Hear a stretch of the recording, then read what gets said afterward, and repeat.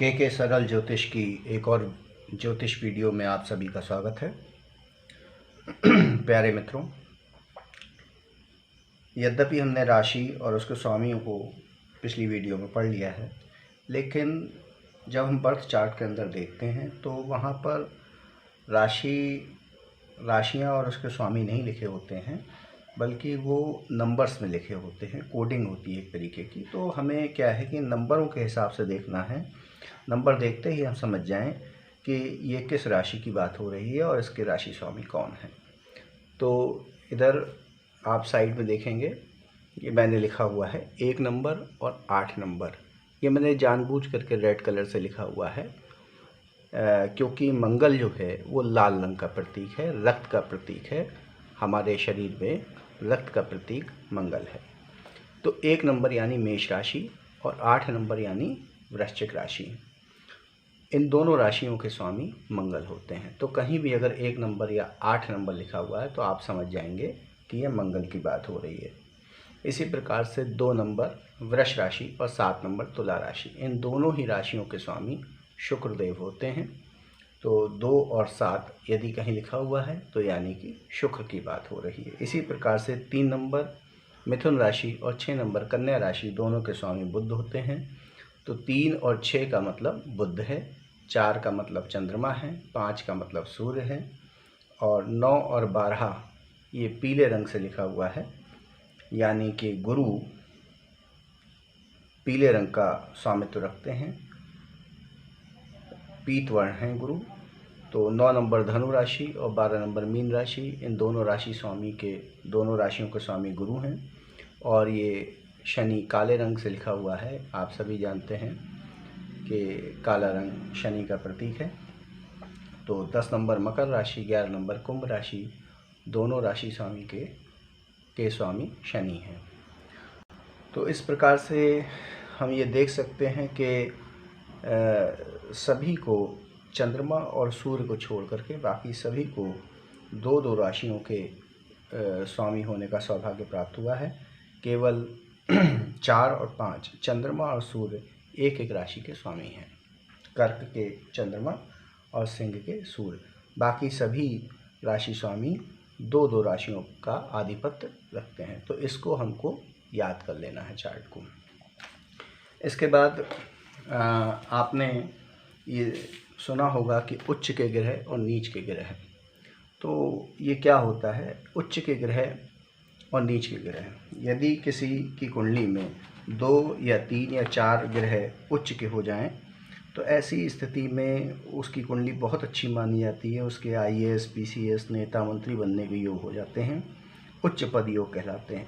तो ये जानना बहुत आवश्यक है कि कौन कौन से ग्रह किस राशि में उच्च के होते हैं, ताकि हम अपनी कुंडली में देख करके ये पहचान सकें कि हमारी कुंडली में कौन कौन से ग्रह उच्च के हैं। क्योंकि उच्च के ग्रह सामान्यतः बहुत अच्छे रिजल्ट देते हैं, और उसके विपरीत यदि ग्रह कोई नीच का है तो वो अपने उस भाव या अपने घर या उस स्थान से जिसका वो प्रतिनिधित्व कर रहा है, निश्चित तौर पर उससे संबंधित बहुत ख़राब रिजल्ट्स देता है अपनी दशा आने पर। तो आइए देखें। तो इसमें देखिए, आपको दिख रहा होगा 1 नंबर यानी कि मेष की राशि में यदि सूर्य बैठा हुआ है तो ये उच्च का कहलाता है। 1 नंबर में सूर्य उच्च का होगा, 2 नंबर राशि में चंद्रमा उच्च के होते हैं, 3 नंबर राशि में राहु उच्च के होते हैं, 4 नंबर राशि यानी कर्क राशि में गुरु उच्च के होते हैं, 5 नंबर खाली है, 6 नंबर स्वयं बुध की ही राशि है तो बुध स्वयं अपनी ही राशि में उच्च के होते हैं, 7 नंबर तुला राशि में शनि उच्च के होते हैं, 8 नंबर में केतु, 9 नंबर में भी केतु, 8 और 9 दोनों नंबरों में केतु देव उच्च के होते हैं। और 10 नंबर मकर राशि में, यद्यपि ये मंगल के दुश्मन की राशि है, शनि देव की राशि है, लेकिन फिर भी 10 नंबर में मंगल देव जो है वो उच्च के होते हैं, बहुत अच्छे रिजल्ट देते हैं। और 12 नंबर में मीन राशि में शुक्र देव उच्च के होते हैं। तो यदि आप अपनी कुंडली में देखें कि इन नंबरों पर यदि ये ग्रह लिखे हुए हैं 1 या 2 या 3, तो इसका मतलब ये है कि निश्चित तौर पर आपका भाग्य बहुत अच्छा है और आपको जीवन में काफ़ी हायर पोस्ट, उच्च पदों की प्राप्ति अवश्य होगी। आपकी स्थिति ज़रूर अच्छी होगी। तो ये इसको हमें अपनी कुंडली के अंदर देखना है कि हमारे कौन कौन से ग्रह उच्च के बैठे हैं। इसके जस्ट उलट, जस्ट विपरीत, नीच की राशियों में जब यदि ग्रह होते हैं तो वो ग्रह नीच के कहलाते हैं। तो नीच के कैसे होते हैं? कोई भी ग्रह जहाँ पर उच्च का बैठा हुआ है वहाँ से पूरी 180 डिग्री पर, यानी कि अपने स्थान से 7वें स्थान पर वो नीच का हो जाता है। जैसे उदाहरण के लिए देख लीजिए, जैसे ये सूर्य 1 नंबर की राशि पर उच्च का है, और ये हम सभी जानते हैं कि सभी ग्रहों की 7वीं दृष्टियाँ होती हैं। केवल कुछ ग्रहों को खास दृष्टियाँ प्राप्त होती हैं। जैसे सूर्य की भी 7वीं दृष्टि है, चंद्रमा की भी 7वीं है, राहु की कुछ खास दृष्टियाँ हैं, गुरु की 5, 7, 9 3 दृष्टियाँ होती हैं। राहु की भी 5, 7, 9 दृष्टियाँ होती हैं। बुध की 7वीं दृष्टि होती है। शनि की खास दृष्टियाँ होती हैं, 3री, 7वीं और 10वीं। केतु की 5, 7, 9। मंगल की 4, 7, 8। शुक्र की 7, मंगल की 7वीं दृष्टि, चंद्रमा की 7वीं दृष्टि। तो इस प्रकार से आप इस चार्ट के अंदर देख रहे हैं कि समस्त ग्रहों को 7वीं दृष्टि सभी को प्राप्त है, लेकिन राहु, केतु, गुरु को 3 दृष्टियां प्राप्त हैं, 5वीं, 7वीं और 9वीं। इसके अलावा शनि को 3 दृष्टियां प्राप्त हैं, 3री, 7वीं, 10वीं। तो 7वीं तो प्राप्त सभी को कॉमन रूप से है। शनि को 2 दृष्टियां एक्स्ट्रा प्राप्त हैं, 3री और 10वीं। इसी प्रकार मंगल देव को 7वीं सभी को प्राप्त है, 4थी और 8वीं एक्स्ट्रा दृष्टियां प्राप्त हैं। तो ये दृष्टियां होती हैं। अब दृष्टियां किस प्रकार से देखी जाती हैं, ग्रह किस तरीके से देखते हैं? सपोज करिए सूर्य यहाँ बैठा हुआ है लगन में, तो इसकी 7वीं दृष्टि कैसे गिनी जाएगी? 1, 2, 3, 4, 5, 6, 7। इसकी दृष्टि यहाँ आएगी, 7वीं दृष्टि। इसी प्रकार शनि की 7वीं दृष्टि सूर्य पे जाएगी। दृष्टियाँ किस तरीके से गिनते हैं? जिस ग्रह की दृष्टि गिननी हो तो हमें उसी कॉलम से 1 नंबर गिनना है, आगे से नहीं गिनना है। जैसे मान लीजिए हमें गुरु की 5वीं दृष्टि देखनी है, तो गुरु की दृष्टि यहाँ से शुरू नहीं करेंगे, यहीं से शुरू करेंगे। 1, 2, 3, 4, 5, 5वीं दृष्टि यहाँ पर पड़ेगी। तो इस प्रकार से ये दृष्टियाँ देखी जाती हैं। तो हम बात कर रहे थे कि ये तो अभी जो ग्रह लिखे हुए हैं, राशियाँ लिखी हुई हैं, ये सब उच्च के हैं। नीच के कैसे होते हैं?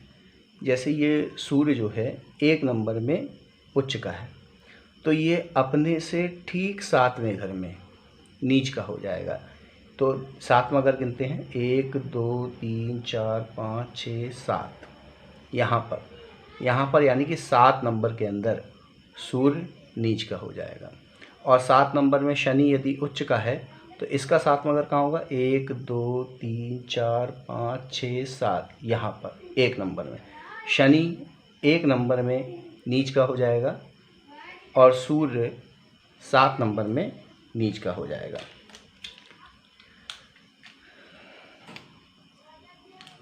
तो इसी प्रकार से चंद्रमा को अगर हम देख लें तो चंद्रमा 2 नंबर में उच्च की राशि में। अब अगर हमें ये चंद्रमा की नीच राशि प्राप्त करनी है तो कैसे देखेंगे? यहाँ से 7वां घर गिन लेंगे, 1, 2, 3, 4, 5, 6, 7, यानी 8 नंबर। 8 नंबर में चंद्रमा नीच का हो जाएगा। इसी प्रकार से राहु का देखेंगे, 1, 2, 3, 4, 5, 6, 7। राहु 3 नंबर में उच्च का है तो 9 नंबर में नीच का हो जाएगा। कोई भी ग्रह जब अपनी नीच राशि में चला जाता है तो बेहद खराब परिणाम देता है। इसी प्रकार से 4 नंबर में गुरु उच्च के हैं तो इनका 7वां घर बिल्कुल सामने होगा, 1, 2, 3, 4, 5, 6, 7। 4 नंबर में गुरु उच्च के हैं तो 10 नंबर में गुरु नीच के हो जाएंगे। और 10 नंबर में मंगल उच्च के हैं तो मंगल की 7वीं दृष्टि या 7वां घर या 180 डिग्री यहाँ पर होगा 4 नंबर पर, यानी मंगल यदि 4 नंबर में होंगे तो नीच के हो जाएंगे। शनि का मैंने बता दिया आपको। केतु का, आप केतु को देख रहे हैं 2 घरों में उच्च के हैं, तो ये 2 घरों में नीच के हो जाएंगे। 1 2 3 4 5 6 7, यानी कि 2 नंबर में अगर केतु बैठेंगे तो बेहद मारक स्थिति में होंगे, या 3 नंबर में केतु देव बैठेंगे तो नीच के हो जाएंगे और बेहद मारक स्थिति में हो जाएंगे। मंगल का मैं आपको बता चुका हूँ कि मंगल 10 नंबर में उच्च के हैं, तो ठीक 180 डिग्री पर सामने यहाँ 4 नंबर में मंगल देव नीच के हो जाएंगे। इसी प्रकार से बुध का देख लीजिए, बुध 6 नंबर में उच्च के हैं, तो 1 2 3 4 5 6 7, 12 नंबर में बुध नीच के हो जाएंगे।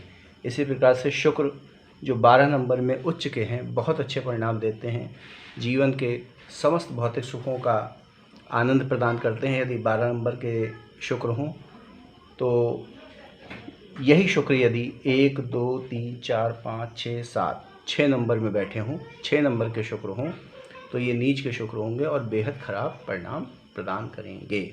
तो इस तरीके से हमने ये देखा कि कौन कौन सी राशियों में ग्रह उच्च के होते हैं और किन किन राशियों में ग्रह नीच के होते हैं।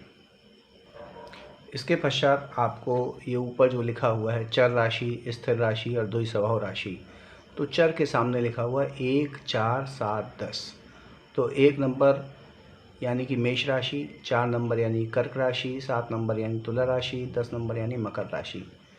तो 1 4 7 10 ये जो राशियां हैं ये चर राशियां कहलाती हैं। चर यानी कि मूविंग राशियां कहलाती हैं।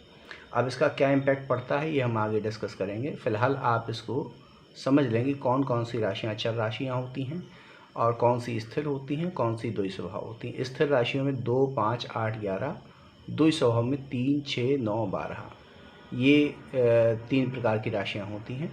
इसी प्रकार से ऊपर लिखा हुआ है अग्नि तत्व, वायु तत्व, जल तत्व और पृथ्वी तत्व, 4 तत्व में राशियों का बंटवारा हुआ है। अग्नि तत्व में मेष राशि, सिंह राशि, धनु राशि 1 5 9, वायु तत्व में 3 7 11, मिथुन राशि, तुला राशि, कुंभ राशि, जल तत्व में 4 8 12, कर्क राशि, वृश्चिक राशि, मीन राशि, पृथ्वी तत्व में 2 6 10, यानी कि वृष राशि, कन्या राशि और मकर राशि। तो ये इस तरीके से इनका डिवीज़न किया गया है। अग्नि और वायु की आपस में मित्रता है।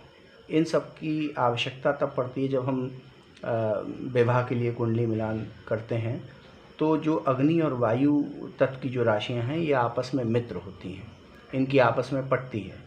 और इसी प्रकार से जल और पृथ्वी तत्व की आपस में फ्रेंडशिप है, इन दोनों की भी आपस में पटती है। लेकिन अग्नि और जल, जैसा कि सामान्य रूप से लॉजिकली भी देखा जाए तो अग्नि जल एक दूसरे के दुश्मन हैं।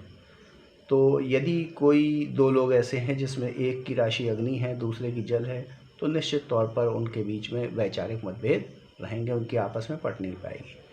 तो ये अग्नि और वायु आपस में मित्र हैं, जल और पृथ्वी आपस में मित्र हैं। लेकिन ये अग्नि और जल या अग्नि और पृथ्वी, फिर या वायु और जल और वायु और पृथ्वी, ये आपस में अमैत्री तत्व की राशियां हैं, तो इनमें मित्रता नहीं होती है। तो इस प्रकार से हमें ये समझना है कि कौन कौन सी अग्नि, वायु, जल तत्व, पृथ्वी तत्व राशियां हैं, चर, स्थिर, द्वि स्वभाव राशियां हैं। राशियों के नंबर क्या हैं इनको याद कर लेना है। उच्च की राशियां कौन कौन सी हैं, कौन कौन से ग्रह किस राशि में उच्च के होते हैं और किस राशि में नीच के होते हैं। अब इसके आगे हमें ये देखना है कि कौन कौन से ग्रह आपस में मित्र हैं और कौन से दुश्मन हैं। क्योंकि जब कोई ग्रह अपनी मित्र राशि में बैठता है तो बहुत अच्छे रिजल्ट देता है, या अपनी राशि में बैठता है तो बहुत अच्छे रिजल्ट देता है। लेकिन यदि वो दुश्मन के राशि में बैठ जाए, ये ऐसे ही समझ लीजिए कि अगर हम अपने मित्र के घर में बैठे हैं तो निश्चित तौर पर उसका भला चाहेंगे और अच्छा कर सकते हैं, लेकिन अपने दुश्मन के घर में बैठे हैं तो हम बंधक हैं। तो यदि कोई ग्रह अपने दुश्मन राशि में बैठ जाता है, अपनी अमैत्र राशि में बैठ जाता है, तो बहुत अच्छे रिजल्ट नहीं दे पाता है, स्वयं को बंधा हुआ महसूस करता है। तो इसके लिए ये जानना भी बहुत आवश्यक है कि कौन कौन सी राशियाँ मित्र राशियाँ हैं और कौन सी उनकी शत्रु राशियाँ हैं। तो चलिए आइए देखें कि कौन से ग्रह आपस में मित्रता रखते हैं और आपस में कौन से ग्रह शत्रुता रखते हैं। तो हम इसके लिए इन ग्रहों को 2 वर्गों में विभाजित कर लेते हैं, देव ग्रह और दानव ग्रह। तो यहाँ पर आप देख रहे हैं सूर्य, मंगल, चंद्र, गुरु ये देव ग्रह हैं और दानव ग्रहों में शुक्र, शनि, राहु, केतु आ जाते हैं। तो ये देव ग्रह जो हैं सूर्य, मंगल, चंद्र, गुरु ये आपस में मित्र हैं और दानवों में शुक्र, शनि, राहु, केतु ये आपस में मित्र हैं, लेकिन ये एक दूसरे के शत्रु हैं। देव और दानव एक दूसरे के शत्रु हैं। मंगल और बुध का एक अपवाद है। मंगल और बुध की आपस में तनातनी है। बाकी बुध एक ऐसा ग्रह है कि जो सूर्य, चंद्र, गुरु, शुक्र, शनि, राहु, केतु सभी के मित्र हैं। ये देव और दानवों सभी के कॉमन मित्र हैं बुध, केवल मंगल से इनकी नहीं पटती है। इसके अलावा कुछ अपवाद भी हैं, जैसे गुरु और शनि ये आपस में मित्र हैं, मंगल और शनि आपस में मित्र हैं। और यहाँ पर गुरु शुक्र को तो अपना मित्र मानते हैं। गुरु चूँकि देव गुरु हैं, संस्कार हैं, तो गुरु शुक्र को अपना मित्र मानते हैं, लेकिन शुक्र गुरु को अपना शत्रु मानते हैं। तो इस तरीके से एक ये ओवरव्यू हमने ले लिया कि कौन कौन से ग्रह आपस में मित्रता रखते हैं, कौन कौन से ग्रह आपस में शत्रुता रखते हैं। हालांकि इसका डिटेल्ड एनालिसिस हम बाद में देखेंगे, लेकिन कॉमनली इस तरीके से हम इसको देख सकते हैं। तो आज की वीडियो के लिए इतना ही। मित्रों, आप सभी से मेरा निवेदन है कि यदि बहुत मेहनत लगती है वीडियो बनाने में, यदि आपको मेरी वीडियो पसंद आ रही हो, समझ में आ रही हो, तो कृपया लाइक ज़रूर करें और चैनल को सब्सक्राइब करें। Thank you.